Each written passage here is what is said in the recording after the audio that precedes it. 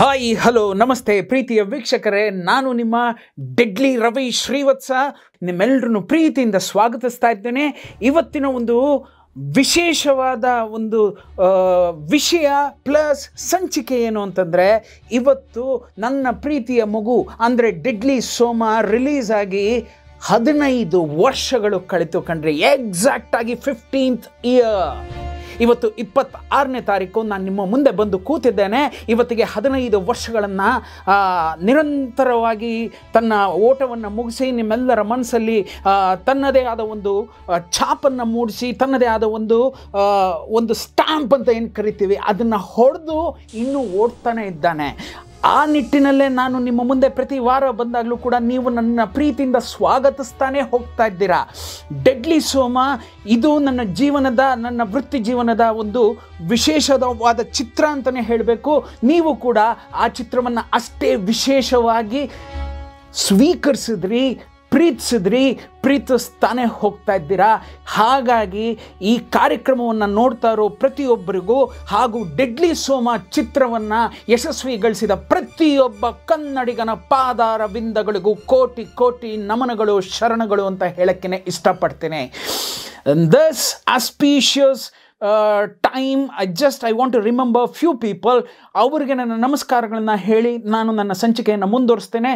It is Jack Manju ಅವರು, it is Shobha Rajanna ಅವರು, it is ನಮ್ಮ ಸ್ವರೂಪ್ ಅವರು. ಈ 3 ಜನ ಬ್ರಹ್ಮ ವಿಷ್ಣು ಮಹೇಶ್ವರರು ಇಲ್ಲದೆ ಹೋಗಿದ್ದಿದ್ರೆ ಡೆಡ್ಲಿ ಸೋಮನೆ ಇರ್ತಾ ಇರಲಿಲ್ಲ.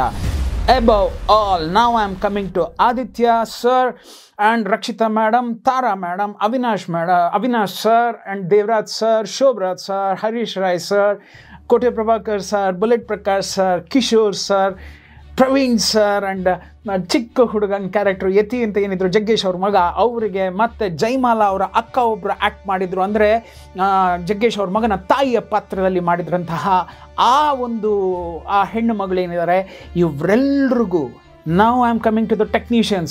ಯಾರು ನನ್ನ ಆರ್ಟಿಸ್ಟನ್ನು ಮರ್ತಿದ್ರೆ ದಯವಿಟ್ಟು ನನ್ನ ಕ್ಷಮಿಸಿ ಅಂತ ಕೇಳ್ಕೊತಾ ಇದ್ದೀನಿ. now I am coming to the technicians, that is Matthew Rajan sir, Sadhu Kokila sir, Lakshman Reddy sir, K D. Venkatesh master and my makeup man Mysore Venkatesh sir and Pashupati sir, Prakash ಅಂತ ಹೇಳಿ, Puttanna sir, thank you so much, I love you Puttanna. Somanna ಅಂತ ಹೇಳಿ ನನ್ನ PR ಆಗಿದ್ದಂತಹ Nagendra sir ಅವರಾಗಿರ್ಬೋದು, Mastan sir, he was the designer. ನನ್ನ ಸಹ ಕಲಾವಿದರು, ನನ್ನ ಸಹ technicians, my co director Shiva ಆಗಿರ್ಬೋದು, ಅಮರ್ ಆಗಿರ್ಬೋದು, ಅವರು ದೇಸಾಯಿ ಅವರಾಗಿರ್ಬೋದು, ಎಲ್ಲರಿಗೂ ನನ್ನ ಹೃದಯ ಪೂರ್ವಕವಾದ ನಮನಗಳನ್ನು ತಿಳಿಸ್ತಾ ಇದ್ದೇನೆ. ನೀವಿಲ್ಲದೆ ಹೋಗಿದ್ದಿದ್ರೆ ರವಿ ಶ್ರೀವತ್ಸ ಇರ್ತಾ ಇರಲಿಲ್ಲ. ರವಿ ಶ್ರೀವತ್ಸ ಇಲ್ಲದೆ ಹೋಗಿದ್ದಿದ್ರೆ ಪ್ರಾಯಶಃ ಡೆಡ್ಲಿ ಸೋಮ ಇರ್ತಾ ಇರಲಿಲ್ಲ. ಡೆಡ್ಲಿ ಸೋಮ ಇಲ್ಲದೆ ಹೋಗಿದ್ದಿದ್ರೆ ಆ ಡೆಡ್ಲಿ ಅನ್ನೋ ಒಂದು ಪದನೇ ಇಲ್ಲಿವರೆಗೂ ಎಕ್ಸಿಸ್ಟೆನ್ಸಲ್ಲಿ ಇರ್ತಾನೆ ಇರಲಿಲ್ಲ. ಸೋಮ ಇಲ್ಲದೆ ಇರ್ಬೋದು, ಆದರೆ ಸೋಮನ ಆ ಒಂದು ಡೆಡ್ಲಿ ಅನ್ನೋ ಒಂದು ಸ್ಟ್ಯಾಂಪ್ ಏನಿದೆಯಲ್ಲ ನೋಡಿ, ಇದು ನಿರಂತರವಾಗಿ ಹೋಗ್ತಾನೇ ಇದೆ.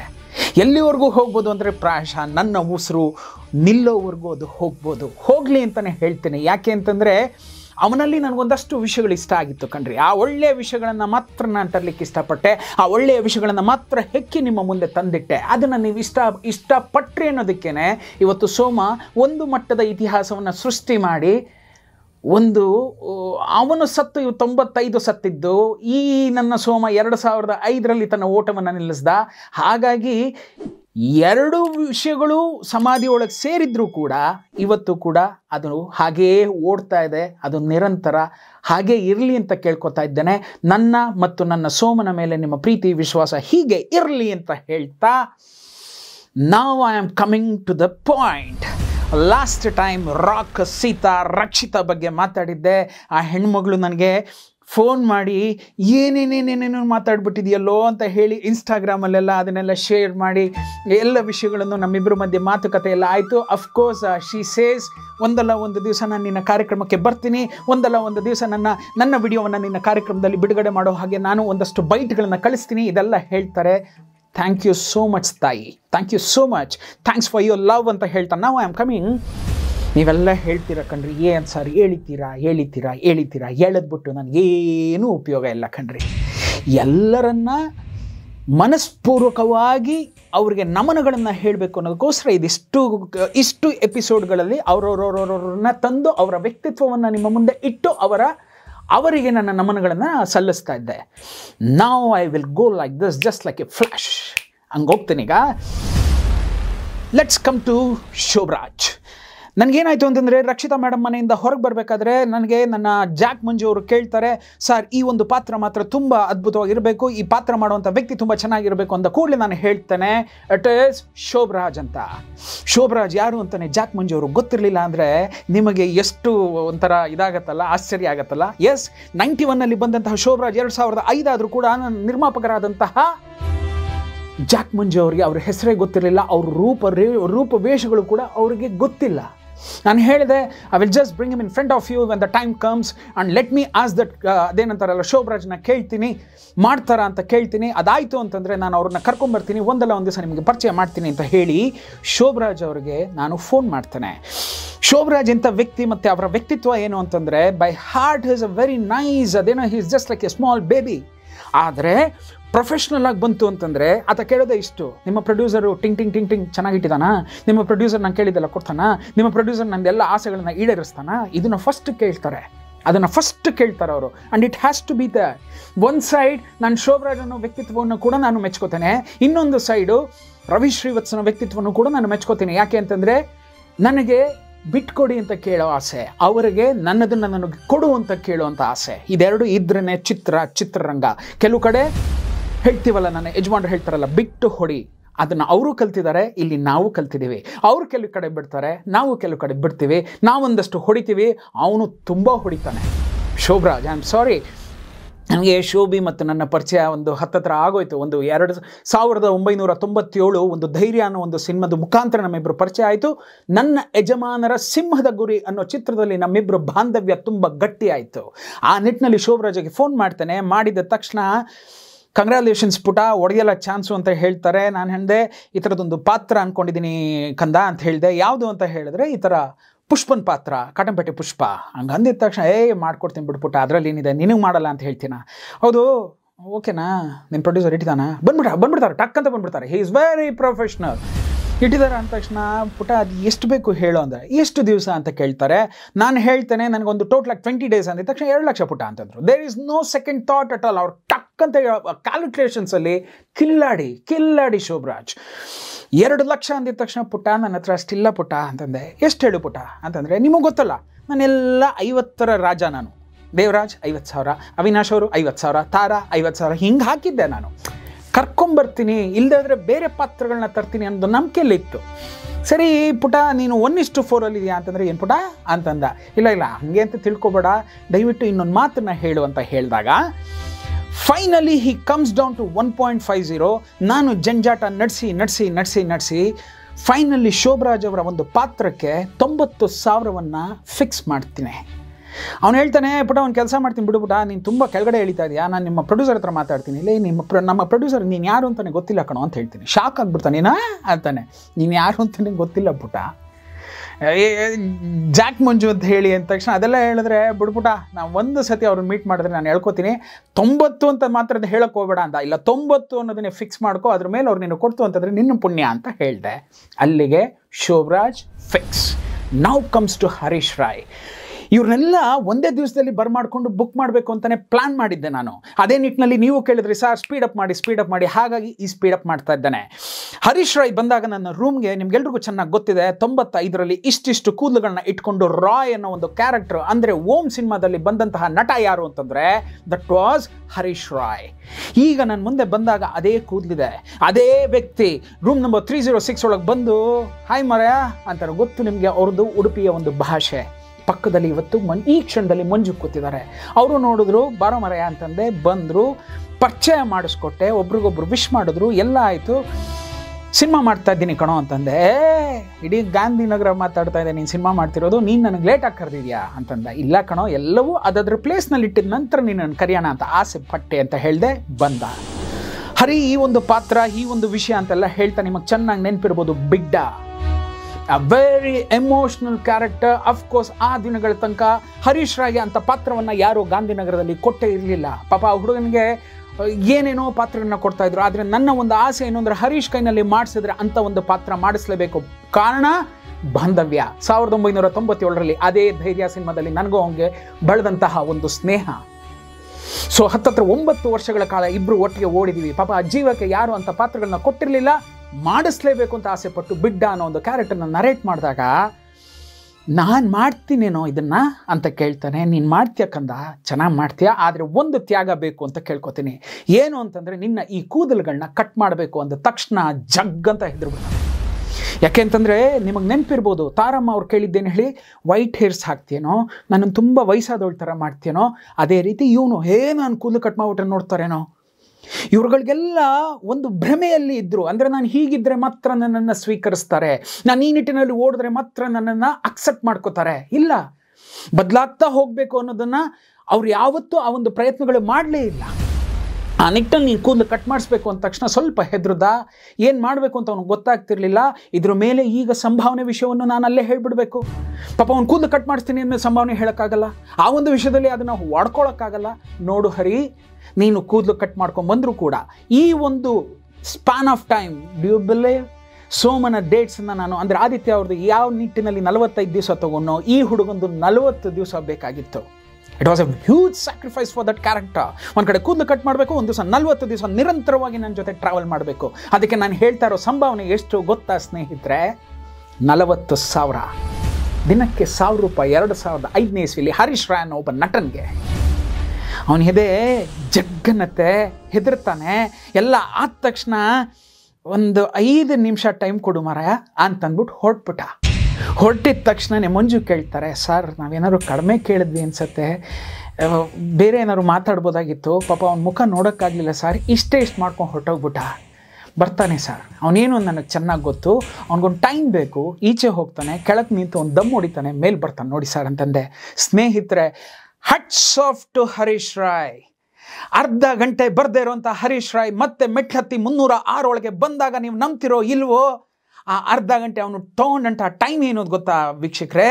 ತನ್ನ ಮುಡಿಯನ್ನು ಅಲ್ಲೇ ಪಕ್ಕದಲ್ಲಿದ್ದಂತಹ ಒಂದು ಸಲೂನ್ ಶಾಪ್ಗೆ ಹೋಗಿ ಕಟ್ ಮಾಡ್ಕೊಂಡು ಬರ್ತಾನೆ. That was the dedication of our Harish Roy.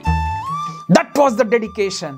ಮುಂಡೆದು ಮೇಲೆ ಬಂದು ನಿಂತಾಗ ನನ್ನ ಎದೆ ಗಸಕ್ಕಂತೂ ಒಂದ್ಸರಿ ಬಂದ್ಬಿಟ್ನ ಅಂತ. ನನ್ನ ಬಿಡ್ಡನನ್ನು ಅವನಲ್ಲಿ ನೋಡಿದೆ, ನನ್ನ ಬಿಡ್ಡನನ್ನು ಅವನಲ್ಲಿ ಆ ಕ್ಷಣದ ಆ ಒಂದು ಹೊಸ ರೂಪದಲ್ಲಿ ನೋಡಿದ ತಕ್ಷಣವೇ ಅದೇನೋ ಹೇಳ್ತಾರಲ್ಲ, ಶೂರ್ ಶಾಟ್ ಅಂತ, ಆ ಕ್ಯಾರೆಕ್ಟರ್ ಕಚ್ಕೊಳುತ್ತೆ ಮನಸ್ಸಿನಲ್ಲಿ ಅಂತ. ನಾನೊಂದು ಫೋಟೋ ತೋರಿಸ್ತೀನಿ ನಿಮಗೆ. ಎಷ್ಟು ಮುದ್ದಾಗಿ ಕಂಡ ಗೊತ್ತಾ, ಎಷ್ಟು ಮುದ್ದಾಗಿ ಕಾಣಿಸ್ದಾಗ ಗೊತ್ತಾ. ಪಕ್ಕದಲ್ಲಿದ್ದ ಮಂಜು ಕೂಡ 1 ಸೆಕೆಂಡು ಸಾರ್ ಅಂತಂದ್ರು. ಎಸ್ ಅನ್ಸಲ್ವಾ? ಎಷ್ಟು ವರ್ಷಗಳಿಂದ ಬಿಟ್ಟಿದ್ದು ಆ ಮುಡಿಯನ್ನು ಹೋಗಿ ಕೇವಲ ಆ ಪಾತ್ರಕ್ಕೋಸ್ಕರ, ಅದು ₹40,000. 40 ದಿವಸ ನಿರಂತರವಾದ ಜೀವನಕ್ಕೆ ಕಟ್ ಮಾಡ್ಕೊಂಡು ಬಂದ ಅಂತಂದರೆ ಗ್ರೇಟ್ ಯಾರ್. Harish Rai are great. ಅದಕ್ಕೆ ನೀವೆಲ್ಲ ಇನ್ನೂ ಓಡ್ತಾ ಇರೋ ಕುದುರೆಗಳು ಇವತ್ತು ಓಡ್ತಾ ಇದ್ದೀರಾ. I am very thankful to Prashanth Neel sir for giving you such a beautiful character in KGF. ಇನ್ನೂ ಬೆಳಿ ಹರೀಶ್ ರಾಯ್, ಇನ್ನೂ ಮೇಲೆ ಹೋಗು, ಇನ್ನೂ ಚೆನ್ನಾಗಿರು, ನಿರಂತರವಾಗಿ ನಿನ್ನ ಜೀವನದ ಕೊನೆಯ ಉಸಿರವರೆಗೂ ಆಕ್ಟ್ ಮಾಡ್ತಾನೆ ಇರೋ ಕಂದ ಅಂತ ಹೇಳ್ತಾನೆ. ಅಲ್ಲಿ ಮಂಜು ಅವ್ರನ್ನ ಕೇಳ್ದೇನೆ ನಾನೊಂದು ಡಿಸಿಷನ್ ತೊಗೊಳ್ತೀನಿ ಸ್ನೇಹಿತರೆ. ನನ್ನ ಸ್ನೇಹಿತನ ಮತ್ತದೇ 50, ನಾನು ಅಂದ್ಕೊಂಡಿದ್ದದ್ದು 40,000.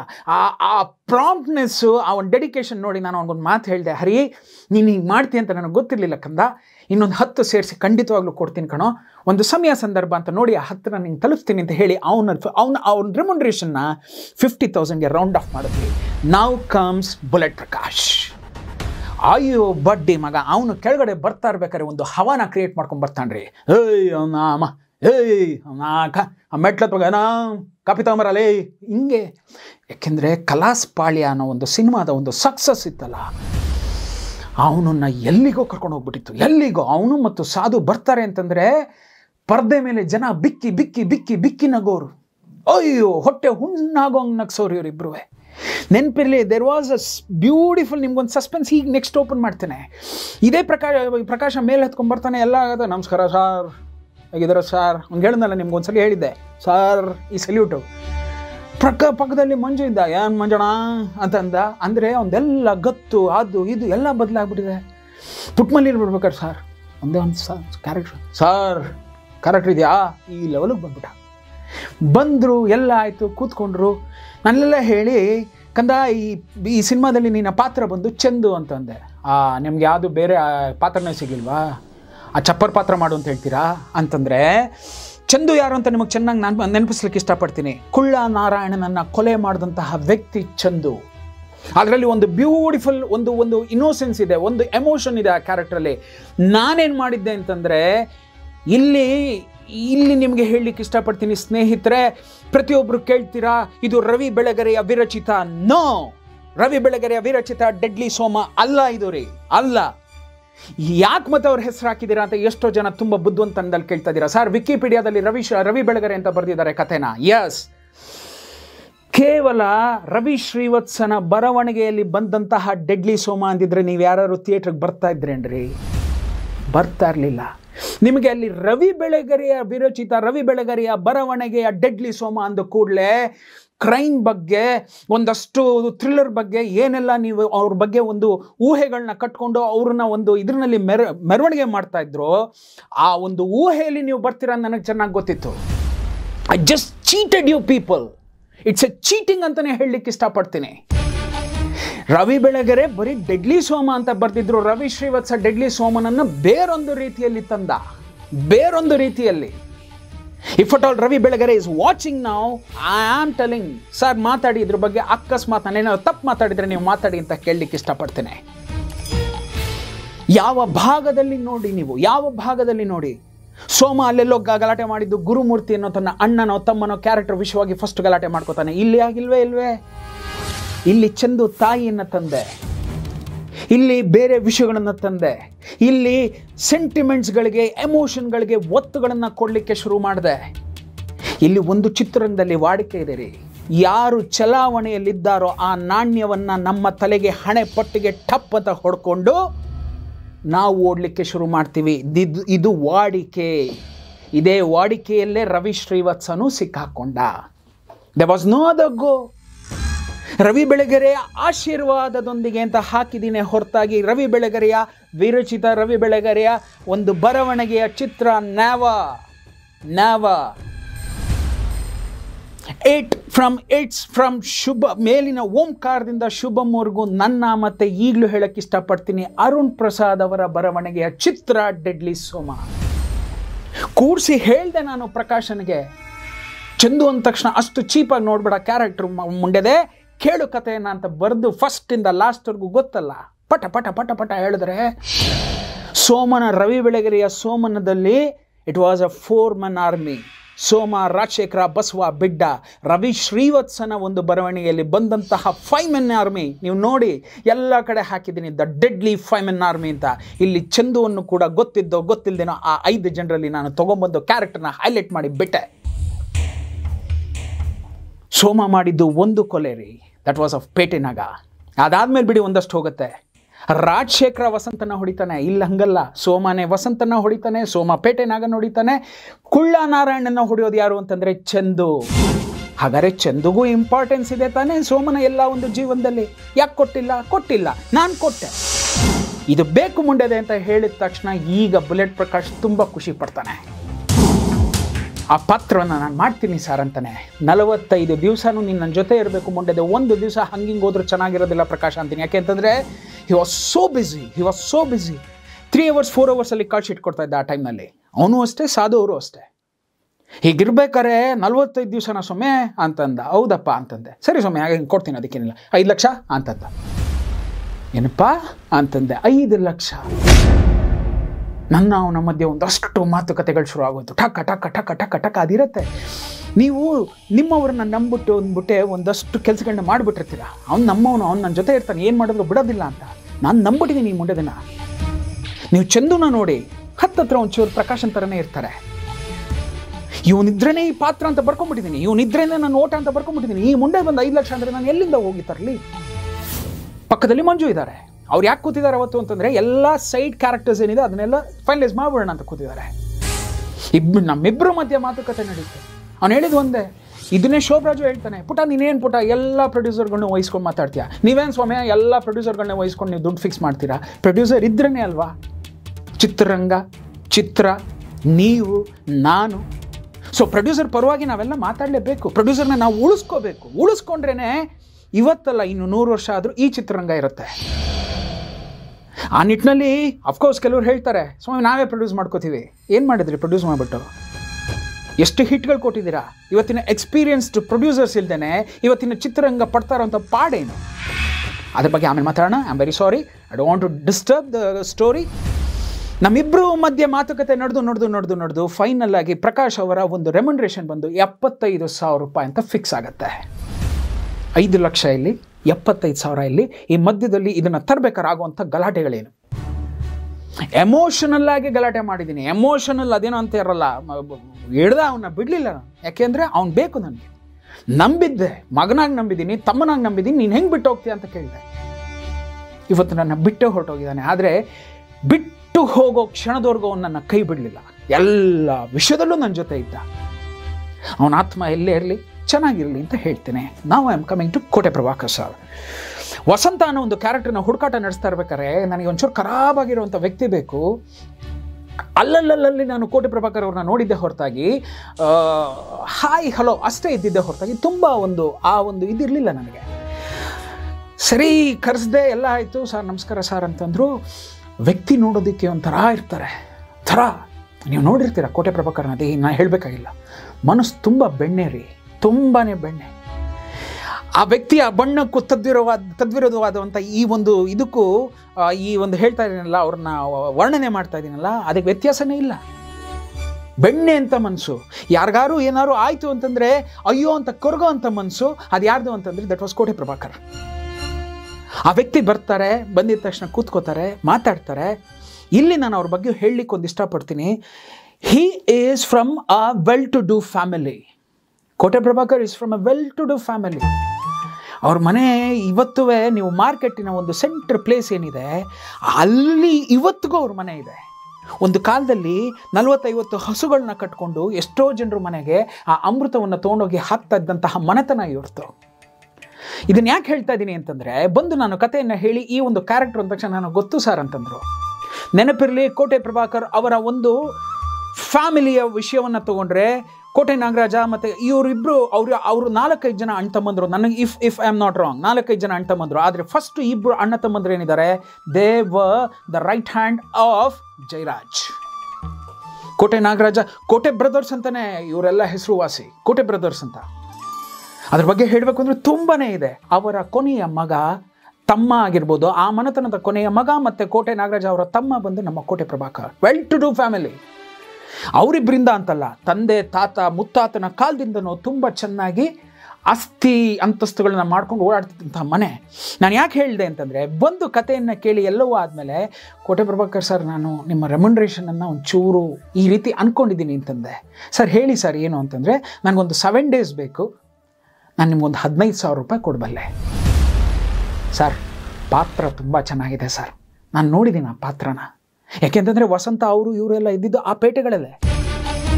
ಶೋಭರಾಜು ಇದೇ ಮಾತು ಹೇಳ್ತಾನೆ, ಅವ್ನು ಸಂಪಂಗಿ ರಾಮನಗರದ ಹುಡುಗ, ನಾನು ನೋಡಿದ್ದೀನಿ ಪುಟ ಪುಷ್ಪನ್ನ ಅಂತಾನೆ. ಅವ್ರನ್ನೆಲ್ಲ ನೋಡಿದ್ದಾರೆ. ನನಗೆ ಆ ಪಾತ್ರ ಚೆನ್ನಾಗಿದೆ ಸರ್, ಆ ಪಾತ್ರ ನಾನು ಮಾಡ್ತೀನಿ ಸರ್ ಅಂತ ವಿತೌಟ್ ಸೆಕೆಂಡ್ ಏನೂ ಲೈನೇ ಹೇಳಲಿಲ್ಲ ರೀ. ನಂಗೆ ಇಷ್ಟು ಕೊಡಿ ನಾನು ಮಾಡ್ತೀನಿ ಸರ್ ಅಂತಂದರು. ತುಂಬ ಥ್ಯಾಂಕ್ಸ್ ಅಂತ ಅಂದೆ. ಈಗ ಇನ್ನೊಂದು ಪಾತ್ರ ಬೇಕಲ್ಲ, ಕುಳ್ಳ ನಾರಾಯಣ. ಆ ಹೆಸರಲ್ಲೇ ಇತ್ತು ಕುಳ್ಳ, ಆ ನಾರಾಯಣ ಅನ್ನೋ ಪಾತ್ರ ಬೇಕು. ನನಗೆ ಈಗೇನಾಯಿತು ಅಂತಂದರೆ, ಈ ಕಡೆ ಪ್ರಕಾಶನ್ ಬುಕ್ ಮಾಡಿದ್ದೀನಿ, ಈ ಕಡೆ ಯಾರು ಬೇಕು, ಆ ಕುಳ್ಕೊಳ್ಳಾಗೆ ಸುಮ್ಮನೆ ಹಂಗೆ ಚಕ್ ಚಕ್ ಚಕ್ ಚಕ್ ಚಕ್ ಅಂತ ಆಟ ಆಡುವಂಥ ಒಂದು ಪಾತ್ರ ಬೇಕಿತ್ತಲ್ಲ. ಆ ಪಾತ್ರಕ್ಕೋಸ್ಕರ ನಾನು ಆಯ್ಕೆ ಮಾಡ್ಕೊಂಡಂಥ ವ್ಯಕ್ತಿ ಸಾಧು ಕೋಕಿಲ. ಹೊಡೆದೆ ಫೋನ್, ಟಕ್ ಟಕ್ ಟಕ್ ಟಕ್ ಟಕ್ ಟಕ್ ಅಂತ ಹೊಡೆದೆ. ಎಲ್ಲ ಆದಮೇಲೆ, ಕಂದ ಎಲ್ಲಿದೆಯಪ್ಪ ಅಂತಂದೆ. ಇಲ್ಲಿದ್ದೀನಿ ರವಿ, ಹಿಂಗಿದ್ದೀನಿ ರವಿ. ಸರಿ, ಕಂಪೋಸಿಂಗ್ ಮಾಡಿದ್ವೇನಪ್ಪ ನಮ್ಮ ಪಿಕ್ಚರ್ದು ಅಂತ ಕೇಳಿದೆ. ಯಾಕೆಂದರೆ ಅಡ್ವಾನ್ಸ್ ತೊಗೊಂಡೋಗಿ ಇಷ್ಟೊತ್ತಿಗೆ ಆಗಲೇ ನಿಮ್ಗೆ ನೆನಪಿರ್ಬೋದು ನಾನು ಯಾವಾಗ ಹೇಳಿದ್ದು. ಈಗ ಆಲ್ರೆಡಿ ಹಿಂಗೆ ಟೈಮ್ ಹೋಗ್ತಾ ಇದೆ. ಏನು ಕಂದ ಕಂಪೋಸ್ ಎಲ್ಲ ಮಾಡಲ್ವಾ ರವಿ? ಒಂಚೂರು ರಾಕ್ಷಸ ಫೈನಲ್ ರೆಕಾರ್ಡಿಂಗಲ್ಲಿದೆ. ಸರಿ, ಇವಾಗ ನೀನು ಮಾಡಿರೋ ತಪ್ಪಿಗೆ ನಾನು ಹೇಳ್ತಾರೋ ಒಂದೇ ಒಂದು ಇದೇನು ಗೊತ್ತಾ, ಪ್ರಾಯಶ್ಚಿತ ಏನು ಗೊತ್ತಾ ನಿನಗೆ? ಏನು, ಒಂದು ಪಾತ್ರ ಮಾಡಿಕೊಡ್ಬೇಕು ನೀನು, ಕುಳ್ಳ ನಾರಾಯಣನ ಪಾತ್ರ ಅಂತ ಅಂದೆ. ಆ ಕಡೆಯಿಂದ ಏನು ಉತ್ತರ ಬಂತು, ಏನು ಆಯಿತು, ಇದನ್ನು ಎಪಿಸೋಡ್ ನಂಬರ್ 2020ನಲ್ಲಿ ಬಂದು ಹೇಳ್ತೀನಿ. ನೆನಪಿರಲಿ, ನನ್ನ ಸಿನಿಮಾದ ಕುಳ್ಳ ನಾರಾಯಣನ ಪಾತ್ರಕ್ಕೆ ಆಯ್ಕೆ ಆದಂತಹ ವ್ಯಕ್ತಿ ದಟ್ ವಾಸ್ ಸಾಧು ಕೋಕಿಲ. ಅದು ಹೇಗಾಯಿತು ಅಂತ, ಆಮೇಲೆ ಏನಾಯಿತು ಅಂತ ಮಿಕ್ಕಿದೆಲ್ಲ ಹೇಳ್ತೀನಿ. ಸಬ್ಸ್ಕ್ರಿಪ್ಷನ್ ಸರ್ ಇವತ್ತಿಗೆ ಆಲ್ರೆಡಿ 15 ವರ್ಷ ಆಗಿದೆ. ಇಲ್ಲಿವರೆಗೂ ಕರ್ಕೊಂಡ್ಬಂದಿದ್ದೀರಾ. ನನಗೊಂದು ಬೇಸರ ಏನು ಅಂತಂದರೆ, ಎಷ್ಟೋ ಜನ ನಾನ್ ಸಬ್ಸ್ಕ್ರೈಬರ್ಸ್ ಕೂಡ ಈ ಕಾರ್ಯಕ್ರಮವನ್ನು ನೋಡ್ತಾ ಇದ್ದಾರೆ ಅಂತ ನನಗೆ ಯೂಟ್ಯೂಬ್ ಮಾಹಿತಿ ಕೊಟ್ಟಿದೆ, ಅನಾಲಿಸಿಸ್ನಲ್ಲಿ ಗೊತ್ತಾಗಿದೆ. ನಾವು ಪಾಪ ಸಬ್ಸ್ಕ್ರೈಬ್ ಆದವರು ಒಂದು ಒಂದು ಒಂದು ಒಂದು 10,000 15,000 ಅಂತ ನೋಡ್ತಿದ್ರೆ, ನಾನ್ ಸಬ್ಸ್ಕ್ರೈಬರ್ಸ್ ಅಪ್ ಟು 40% ಇದ್ದಾರೆ ಅಂತ ಕೇಳ್ಪಟ್ಟೆ. I am requesting all the non subscribers to please subscribe my channel. ನೀವು ಒಂದು ಸರಿ ರೀ, ಆ ಪಕ್ಕದಲ್ಲಿ ಒಂದು ಬೆಲ್ ಇರುತ್ತೆ, ಅದನ್ನು ಟಂಗ್ ಅಂತ ಒತ್ತಕ್ಕಾಗಲ್ವೇನ್ರಿ? 20 ನಿಮಿಷ ಪ್ರೋಗ್ರಾಮ್ ನೋಡ್ತೀರಾ, 1 ನಿಮಿಷನೂ ಬೇಡ ರೀ, ಟಂಗ್ ನೋಡಿ, ಸಿಂಪಲ್. ದಯವಿಟ್ಟು ನಾನು ಸಬ್ಸ್ಕ್ರೈಬರ್ಸ್ನ ಕೇಳ್ಕೊತಾ ಇದ್ದೀನಿ, ನನ್ನನ್ನು ಹರಿಸಿ ಆಶೀರ್ವದಿಸಿ. ಮತ್ತು ನನ್ನ ಸಬ್ಸ್ಕ್ರೈಬರ್ಸ್ ಏನಿದ್ದಾರೆ, ಮತ್ತು ನನ್ನ ಕರುನಾಡ 7 ಕೋಟಿ ಕನ್ನಡಿಗರು ಏನಿದ್ದಾರೆ, ನೀವೆಲ್ಲ ಹರಿಸಿದ್ದಕ್ಕೆ ಸೋಮ, ನೀವೆಲ್ಲ ಹರಿಸಿದ್ದಕ್ಕೇ ಈ ರವಿ ಶ್ರೀವತ್ಸ ಅಂತ ಹೇಳ್ತಾ ಹೋಗ್ಬಿಟ್ಟು ಬರ್ತೀನಿ ಅಂತ ಹೇಳ್ತಾ ಇದ್ದೀನಿ. Subscription please. ಬಾಯ್.